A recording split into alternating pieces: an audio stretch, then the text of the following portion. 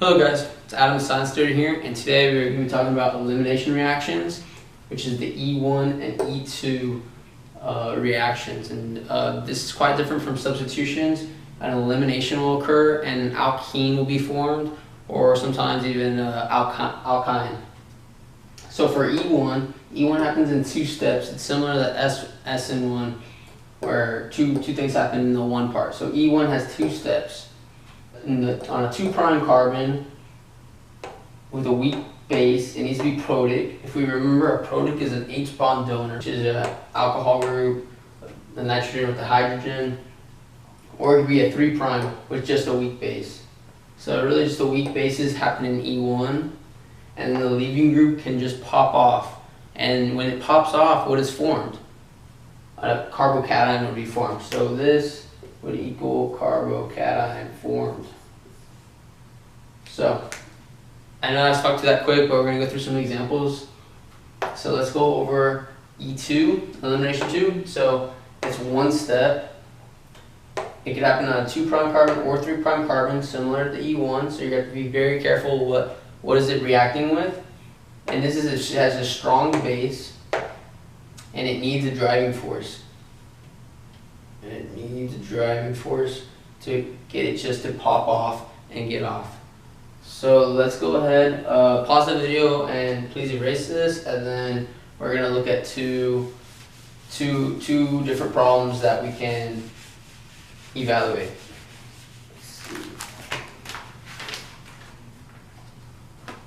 So I'm going to get this problem here, which is, okay. So this is going to be our problem. And how can we tell if it's E1, E2, or what is it, and how do we know? Well, as you can see, the leaving group is protic because it has a hydrogen, and anything that has a hydrogen group can be protic. And that's our leaving group, right? It's our leaving group. So let's go ahead and make a note of that. Here's orange. It's our leaving group. Here's our base, and is this base strong or is it weak?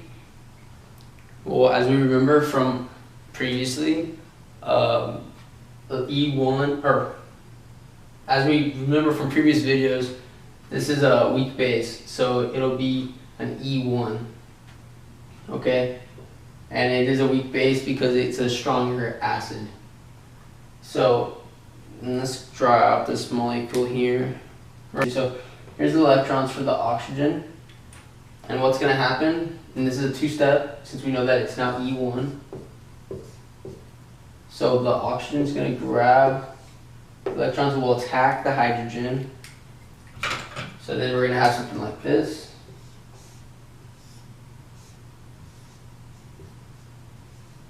Two plus HSO4 minus.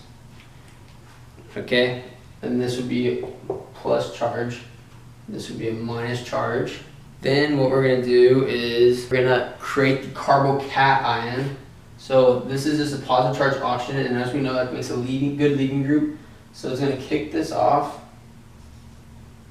kick that off, and this is what's going to be formed.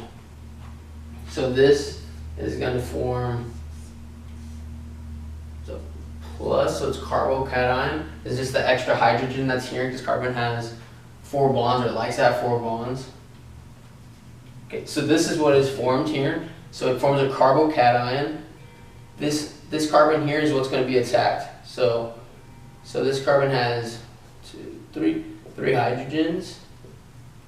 And so what's going to occur is that this is a carbocation.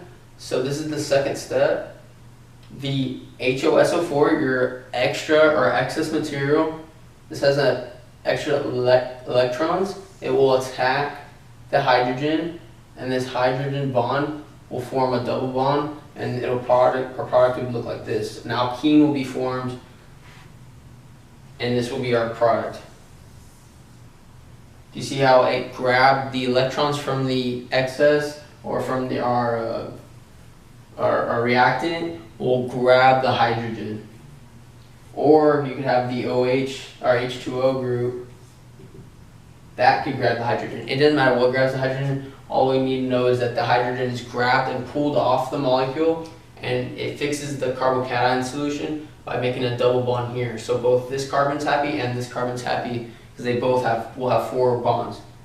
This carbon's happy and this carbon's happy because this carbon still has the 2 hydrogens and this one has the 1, 2, 3, 4 carbons. So that's an example of an E1 elimination. Okay, now let's try to do another problem, and I want you guys to try it on your own and see if you guys could figure out if it's E1 or E2 and how the mechanism looks. So problem is going to be, let me grab a problem sheet. Our problem will be, it's taking so long, guys.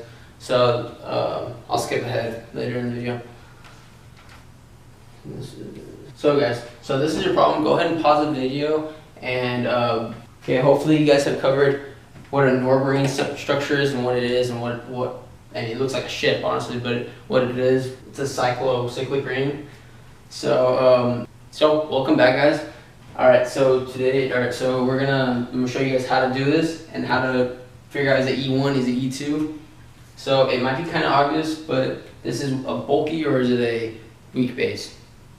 So this is a bulky base. Let me change the color up. This is a bulky base.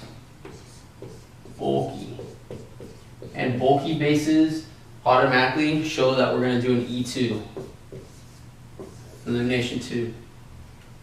So bulky. So for here, what we're going to do, if we know K is a metal, so that crosses it out and that makes this a negative automatically.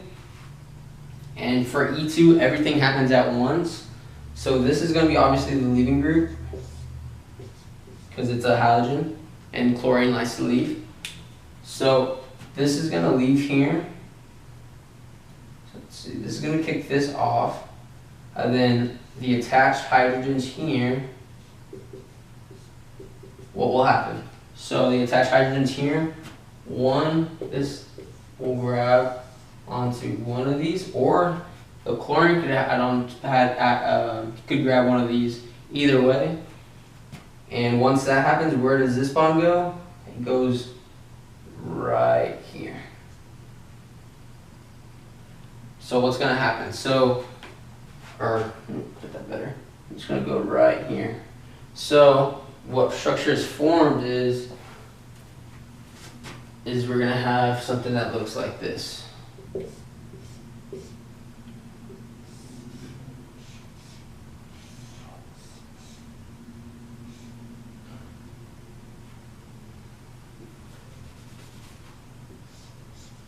Sorry, so I gave it extra.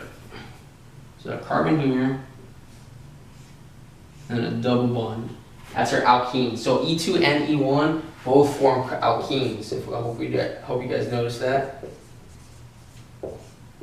Formed.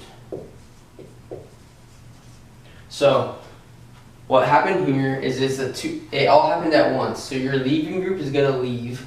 This is your chlorine is your leaving group. And it left, so we have, this is one product plus your byproduct. So it left, forming a cation. This would become not a carbocation because it never has enough time to be considered a carbocation, but a plus charge is here, which is why the reactant would grab a hydrogen, and that hydrogen bond, or the bond here, would go onto the carbon, into that carbon bond, forming the alkene. So that would be your answer. So it was a big looking problem. It looked kind of scary, but it's the same concept as the one before, just everything happens at once. There's no 2 steps. It's just this answer to this answer. That's the mechanism. It's quick. So it's pretty easy. This is a byproduct. So we'll go over one more and see if you guys could get it. And I'll do an easy one. But it's pretty easy. The idea is easy. You're eliminating the leaving group, and you're adding. You're taking a hydrogen from a neighboring carbon and making an alkene. So let's try one more out. Okay. So what is formed? How do we do this? Is it elimination 1 or is it elimination 2? What do we know about OH? Well, OH is a weak base. It's a weak base, so that kind of puts it in the genre of S or E1. So we're also connected to a 1', 2', 3'. So we're on a 3' carbon, and it's a weak base. So that gives us an E1, elimination 1. And so what happens? How do we form a carbocation, and what do we do? So I'm going to go ahead and show you guys how to do this. So the Br is here. It's going to get kicked off, because who wants a halogen anyway? And then this would be our first product. So a carbocation is thus formed. Here's our carbocation formed. Okay, and we have a side product right now of a Br minus. Okay, well the OH is better attachment group, so the OH will attack. The OH group is also, so we have both these two here. So we have Br minus and an OH minus. And then we also have hydrogens attached to this carbon, this carbon, and this. So which hydrogen would get pulled? Well, we can pull from any of these hydrogens really. The only hydrogen we cannot pull from is the carbon on. Remember, that elimination, you're pulling from a neighboring carbon's hydrogen. That's very important. You're pulling from a neighboring carbon's hydrogen, not to fix the carbocation. So let's just say this bottom one, we're going to use this carbon here. And how come OH doesn't go up on here? Well, because OH isn't really, it's a good leading group too. So OH would instead grab this hydrogen to form water, or the Br, the bromine could also grab the hydrogen too. So you could pick whichever nucleophile you want, and then this bond will go right into there, thus forming an alkene. Once again, an alkene is formed. Then you're going to have a structure that looks like this. And that would be your answer. And it would be an E1 elimination. So guys, I hope this makes sense to you. I mean, you're really doing the same kind of stuff, same mechanism, same stuff. So for this one, you have E1 and E2. E1 is mostly weak bases, and E1 is weak bases. So anything that's a weak base is E1. E2 is bulky bases, so if it's a bulky base, you're doing E2. E1 requires 2 steps, a carbocation is formed. E1 is 2 steps, a carbocation is formed. E2 is 1 step, and it happens so quick. And another thing I forgot to mention, but in E2 reactions, or E2 reactions, it can attach from the backside. So you're gonna have to use you're gonna have to also put the stereochemistry. So you're gonna have to put one product wedged and one product dashed. I forgot to add that. I'm gonna put that on as a note or side piece, but that's also pretty important. And an alkene is always formed. So you're either gonna form an alkene or an alkyne. So that's either a double bond or triple bond, and you're taking a hydrogen from a neighboring carbon. So you're not taking from the same carbon, you're taking from a neighboring carbon. So yeah, that's pretty much, and you're eliminating a group. So you're not necessarily eliminating it, but it does leave. So this bromine leaved, and it could attach to that hydrogen, but oxygen, an OH group, is a better nucleophile, so it's gonna accept electrons. So guys, thank you guys for tuning in. My name is Adam, the Science Tutor, and yeah, email me if you have any questions. Please leave any problems on the bottom if you want me to work it out in future videos. And yeah, just please subscribe, please like, and spread it to your friends.